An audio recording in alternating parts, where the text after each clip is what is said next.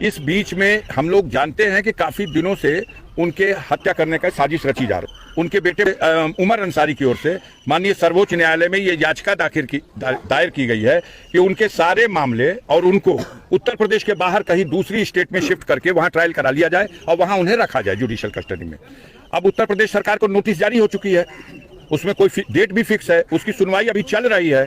और इधर इन लोगों ने देखा कि ऐसा ना हो कि कोई माननीय सर्वोच्च न्यायालय से आदेश ऐसा हो जाए, तो इस तरह का भी षड्यंत्र किया गया। हमारा मानना है कि मौत का एक दिन निश्चित है, लेकिन शैतान कोशिश तो कर सकता है और तमाम तरह की उनको मिटाने की, उनकी हत्या करने की कोशिशें हो रही हैं। उसके पीछे एक बड़ी वजह, जो सबसे जरूरी वजह है, वो ये है कि ब्रजेश सिंह जो हैं, उनके खिलाफ 15 जुलाई 2001 में जब मुख्तार अंसारी पर उसरी में आक्रमण हुआ था, तो उनके खिलाफ नामजद अभियुक्त बना करके त्रिभुवन सिंह ब्रजेश सिंह पर मुकदमा दर्ज हुआ था। उसमें गवाही चल रही है।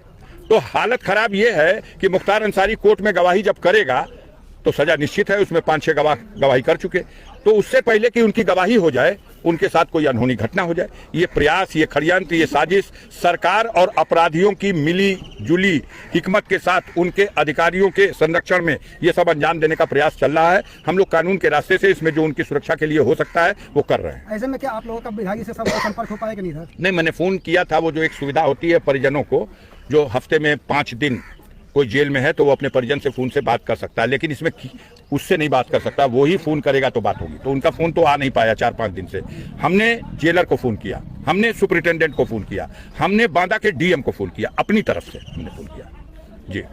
इसका जो आज जो 3 लोगों से सस्पेंड किया गया है, उस कार्रवाई को आप किस नजरिए से देखते हैं? आप उनसे पूछिए। पहले तो उन लोगों ने छिपाने की कोशिश की। सुपरिटेंडेंट का बयान आया जब न्यायालय से ये कहा गया कि इसकी जांच कराइए, ये क्या है, तो उन्होंने कहा नहीं, इनकी तबीयत खराब थी, हमने मेडिकल बोर्ड बना दिया है और मेडिकल कॉलेज बांदा से डॉक्टर आए हुए थे, कल भी आए हुए थे, आज भी आ रहे हैं और दवा उनकी चल रही है, वो ठीक हो जाएंगे और पहले से बेहतर है। ये सारी बातें कहा और इससे इनकार किया कि ये आरोप गलत है कि उनको जहर दिया गया।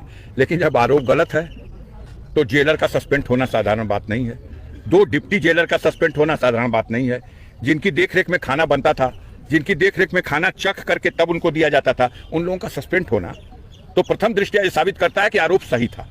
अब माननीय सर्वोच्च न्यायालय में ये बात जा रही है, देखिए वहां से कुछ होगा। सांसद, ये बड़ा सवाल ये उठता है कि जब जेल के अंदर मैनुअल के अनुसार हर चीज की खबर जाती है, तो जहर जो है कि पहुंचा कैसे वहाँ पे?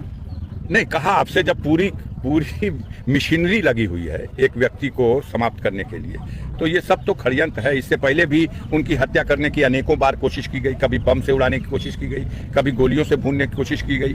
बिहार का एक दुर्दांत अपराधी लंबू शर्मा पकड़ा गया था आगरा में, वो भी गया था टिफिन में बम लेकर के कि उड़ा देंगे बम में।